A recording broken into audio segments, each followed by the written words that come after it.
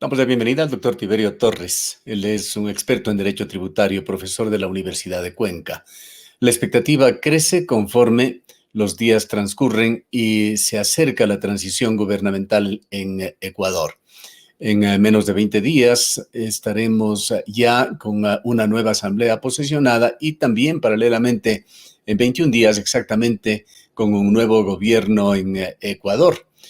¿Qué expectativas le generan los escuetos anuncios que ha hecho el gobierno, aún sin detalles, sobre todo relacionados con una reforma tributaria en la cual el presidente Lasso, en reiteradas ocasiones, iniciando esto desde la campaña electoral, ha hablado de quitar o de reducir ciertos impuestos antes que de subirlos? Buenos días, qué gusto saludarle. Un saludo a toda la audiencia de este programa. A ver, yo miro, como creo que mira la mayor parte de los habitantes de este país, con mucho optimismo lo que puede venirse a partir del 24 de mayo. Ciertamente, eh, el ofrecimiento mismo de un cambio de visión respecto de lo que es la intervención del Estado en la economía resulta ya un alivio respecto de lo que hemos venido viviendo en el último periodo. Lo que usted señala es cierto. No se conoce a ciencia cierta todavía cuáles serán los ejes puntuales que sean tratados en la reforma tributaria, que ha sido anunciada además por el presidente electo como la primera de las reformas que propondrá una vez que asuma el poder. No obstante, ha dado algunas pistas que resultan interesantes. Por ejemplo, la relacionada con una rebaja del IVA en determinadas épocas del año, puntualmente en algunos feriados, perdón, que puede ser una medida interesante para incentivar la actividad económica en épocas como la de la Navidad, como la del inicio de clases o épocas similares. Aquí hemos conversado varias veces con usted el hecho de que el IVA es ciertamente uno de los impuestos que debe directamente tocarse cuando se quiere generar una actividad de impulso económico y yo creo que el presidente electo así también lo mira. Es interesante también el anuncio respecto de la revisión del impuesto a la salida de divisas, impuesto de largo reclamo por parte de los sectores productivos, sobre todo respecto de su eliminación, y ha habido ya un anuncio certero de que el impuesto será desmontado de forma paulatina debido al impacto económico fuerte que produciría también su eliminación de un solo golpe, pero al menos se ha anunciado ya que se lo hará progresivamente. Se ha anunciado también la eliminación del impuesto único bajo el régimen de microempresas que ha sido establecido por el actual gobierno hace un poco más de un año y que desde su vigencia también ha sido materia de fuertes críticas por los sectores que han sido incluidos dentro del régimen de microempresas. Y creo yo, esto me aventuro a decir, un poco conociendo los perfiles del grupo asesor económico que ha estado involucrado en la campaña del presidente Lasso, seguramente estarán mirando también la posibilidad de alguna reforma en el impuesto a la renta, no necesariamente tendiente a subir el impuesto, sino más bien a revisar un poco el gasto tributario, sobre todo respecto de algunas exenciones que ciertamente resultan excesivas, valga la redundancia, de algunos beneficios, rebajas, deducciones que pueden ser también realizados y que pueden darle al Estado, sin la necesidad de incrementar la tarifa del impuesto a la renta, un importante alivio económico. Ahora, la crisis fiscal continúa. Ecuador tiene una monumental deuda, tiene déficits fiscales acumulados de varios años y lo que nos preguntamos los ecuatorianos es cómo va a solventar el problema económico Guillermo Lasso. Cierto es que la población requiere alivio en la economía, pero también lo requiere y de forma urgente el fisco. Así es. Y hay que empezar reconociendo que esta no será una tarea sencilla y no será un objetivo que sea fácil de conseguirlo en el muy corto plazo. Hay que pensar que el Estado inicialmente seguramente va a requerir todavía de contar como una muy importante fuente de ingresos la proveniente del financiamiento externo. Todavía tendremos que hacer uso de la deuda para satisfacer nuestras necesidades fiscales, pero yo creo que sí es importante tener en cuenta que también se pueden ir tomando algunas medidas ya un poco estructurales de la economía que le permitan al Ecuador ir poco a poco superando el déficit fiscal. Por ejemplo, el pensar en un régimen laboral un poco más flexible en algunas actividades que permita generar mayores niveles de empleo, lo que permitirá aumentar el salario conforme ha sido también anunciado por el presidente, pensar en reducir un poco el gasto público, sobre todo haciendo una revisión del tamaño del Estado. Aquí, en la época de campaña, se escucharon algunas voces contrarias a la campaña del presidente electo Lasso decir que se quiere atacar al funcionario público. No necesariamente se debe ser el espíritu, ¿no? Sí hay que empezar haciendo un reconocimiento de que el tamaño del Estado en algunas áreas es demasiado grande, habrá que revisar también por ahí, habrá que priorizar algunos gastos del Estado. Lo cierto es que cualquier medida que se vaya tomando, incluidas las del régimen fiscal, son medidas que le van a ir dando un resultado paulatino de recuperación al Estado. No esperemos tener un resultado mágico de que el presidente en los primeros 6 meses o en el primer año de mandato logre recuperar en un 100% el déficit fiscal en el que está el país. Eso es imposible hacerlo, no puede pasar en ninguna economía del mundo. Es una mentira el generarnos esa expectativa, pero sí creo yo que aplicando bien un régimen económico austero, un régimen económico que garantice libertades a los actores económicos y que genere nuevas formas de contratación más flexibles, creo que se pueden ir poco a poco consiguiendo algunos resultados interesantes que permitirán ir requiriendo cada vez en menor medida del financiamiento externo y consecuentemente que permitirán ir reduciendo esa brecha fiscal existente todavía. Hemos atestiguado, doctor Torres, una caída del riesgo país. Esto se refleja en la confianza que a nivel internacional se tiene en Guillermo Lasso. Esto tiene que ver con la situación y las condiciones de crédito que pueda tener Ecuador en el exterior, pero esta caída de riesgo país, este voto de confianza que se le da al gobierno de Guillermo Lasso, ¿cómo piensa usted debería reflejarse internamente dentro del país? Un país que sufre aún los estragos y muy fuertes de la pandemia, con aproximadamente 700,000 puestos de trabajo que se perdieron en un año y algo más. Algunos dicen que se ha recuperado, pero Ecuador necesita reactivar su economía. ¿Por dónde vendrá esto?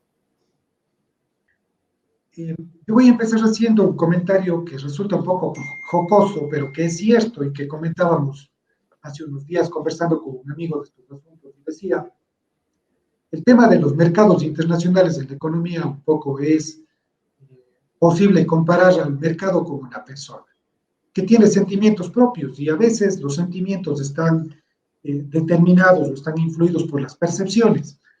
Y la disminución del riesgo país del Ecuador apenas se produjo el resultado de la ganancia del presidente electo Lasso es una muestra de que eso es cierto. La visión con la que, o la imagen que proyectaban los dos candidatos a niveles internacionales económicos demostró que eran realmente diametralmente opuestas y que la imagen que tenían internacionalmente del candidato Lasso era o ha sido muy favorable en realidad. Tanto es así que apenas se produce su triunfo, se produce una muy importante recuperación del Ecuador respecto de los índices de riesgo país. Ahora, habrá que ver si eso logra mantenerse en el tiempo. Habrá que ver si eso logra mejorarse en el tiempo. Y todo eso estará determinado ciertamente por el comportamiento de las políticas económicas que anuncie el presidente en primera instancia. Eso permitirá que el riesgo país se mantenga estable hasta que el presidente asuma el poder. Y una vez que asuma, ya respecto de las medidas que de forma cierta vaya adoptando. Yo creo, sin embargo, que los anuncios que ha hecho respecto de las reformas tributarias, de las reformas laborales, de la revisión del tamaño del Estado, de la revisión del gasto público, son medidas que en primera instancia deberían favorecer a que el riesgo país continúe mejorando, de que la imagen del Ecuador frente a los acreedores internacionales continúe mejorando, y eso evidentemente va a repercutir en un aspecto que resulta fundamental si lo enlazamos con algo que hace un momento comenté, con el hecho de que el Ecuador todavía va a necesitar en gran medida de financiamiento externo. Eso querrá decir que con un mejor riesgo país vamos a poder acceder a créditos en mejores condiciones, lo que también significará un alivio para las finanzas nacionales. La En todo caso, modificación que se aspira a hacer a las microempresas, ¿qué papel jugarían dentro de esta reactivación económica? Por lo menos ya no tendrán que pagar las microempresas que no han tenido utilidades. mire, eso es una medida necesaria porque permite, en primer término, sincerar la realidad económica de quien contribuye. La contribución fiscal siempre tiene que estar determinada por un elemento que es esencial y es la capacidad para contribuir que tiene el contribuyente. Todo régimen en el cual se le establece un gravamen a alguien en base a suposiciones y sin considerar su realidad económica es un régimen condenado al fracaso. Y eso ha demostrado eh, ser cierto con lo que ha pasado con el régimen de las microempresas.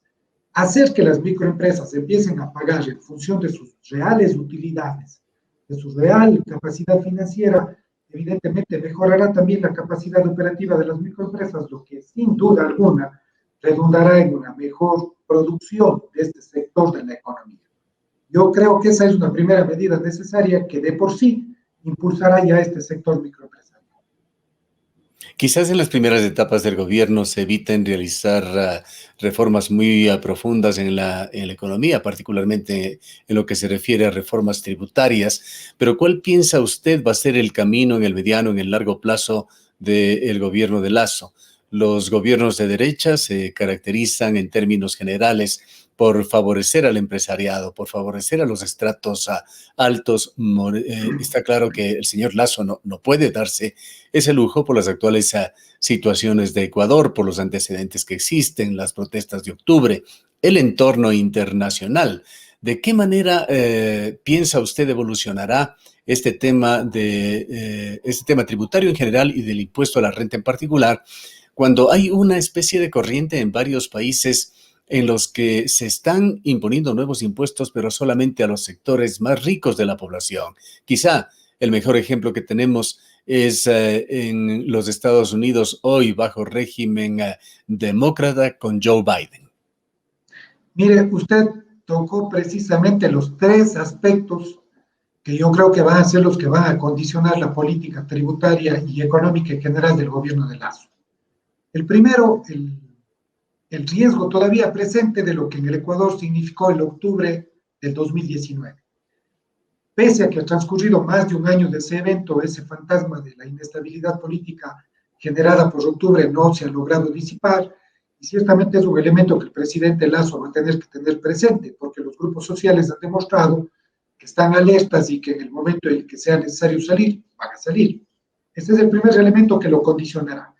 El segundo, la esfera internacional, que usted también con mucho acierto refiere. Yo creo que lo que está ocurriendo ahora justamente en Colombia y precisamente motivado por una reforma tributaria anunciada por el presidente colombiano, por el presidente Duque, es una campana de alerta que tiene que ser observada por el presidente Lazo.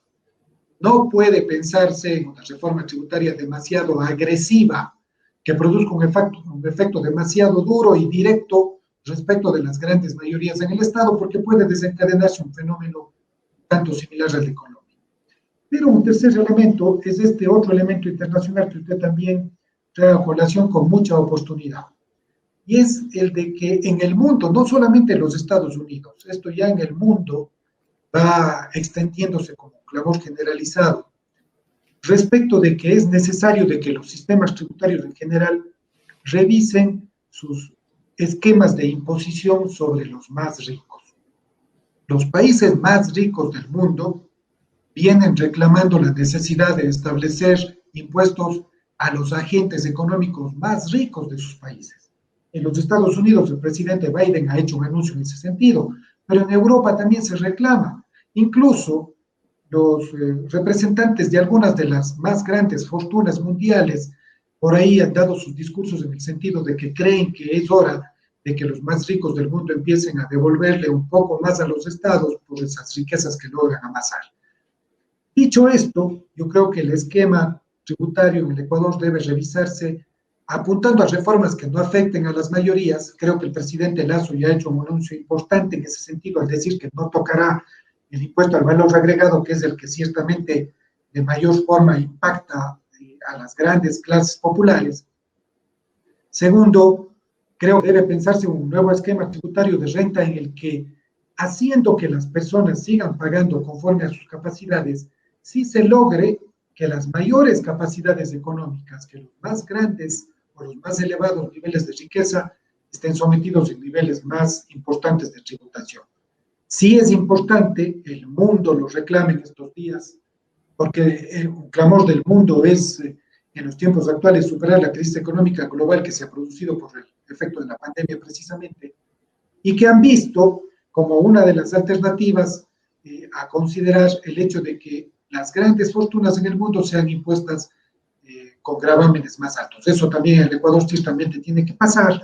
Con seguridad podría revisarse el esquema del impuesto a la renta de las personas naturales para incrementar por ahí en los últimos rangos de imposición más de rangos adicionales para las grandes fortunas, pero también respecto del impuesto a las empresas, que yo creo que ya es hora de que se vaya estableciendo también o que se vaya pensando también en la existencia de una suerte de tabla gradual de impuestos para las personas jurídicas, que ya no haya una sola tarifa como la que hemos tenido tradicionalmente en el país, en el que todas las empresas pagan el 25% de sus ganancias, y que se piense en una tabla progresiva en la que las empresas a partir de determinado nivel de ganancias empiecen también a pagar más hacia arriba progresivamente. Los Estados Unidos, sin duda, o Ecuador más bien, sin duda no resiste una comparación en materia económica con los Estados Unidos.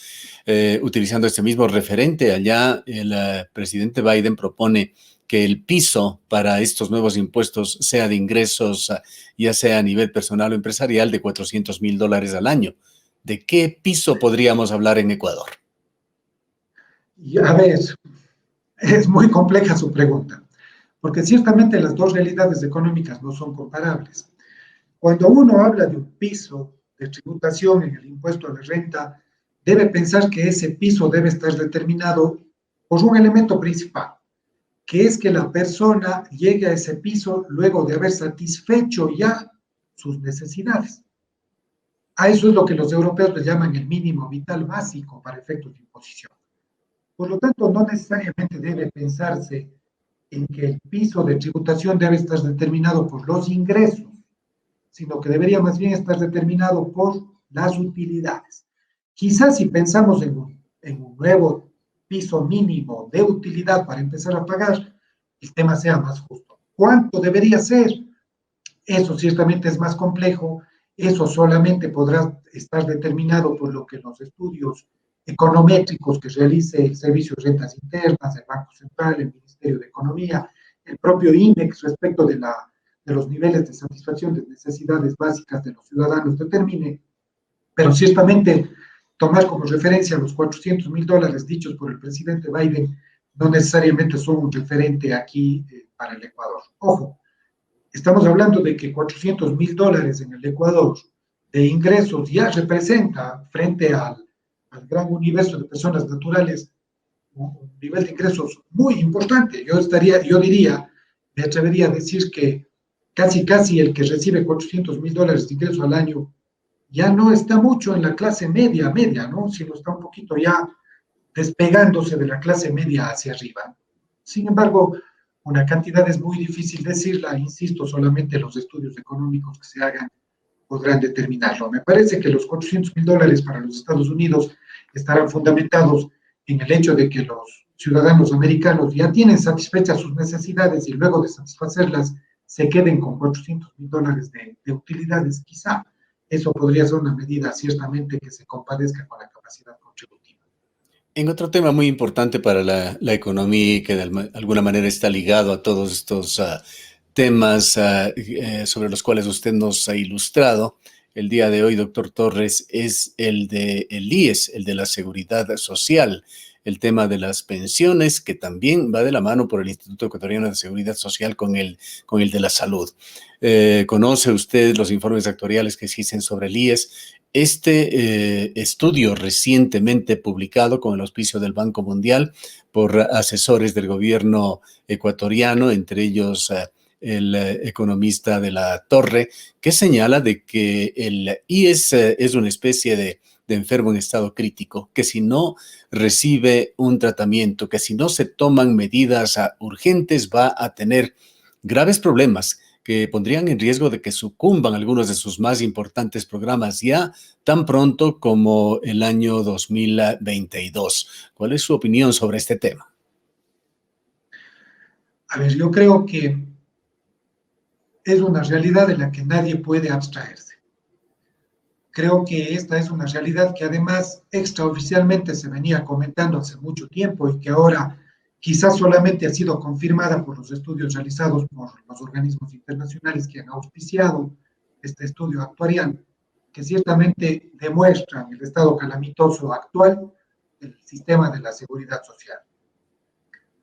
Sin embargo, yo creo que no es un tema que necesariamente esté perdido, pero también estoy convencido que es un tema que sí requiere la adopción de medidas que políticamente serán muy costosas. Habrá que ver si tenemos la voluntad política de tomarlas, porque se me ocurren a mí, en primera instancia, tres medidas que creo que son urgentes en el tema de la seguridad social. Primero, revisar la edad de la jubilación.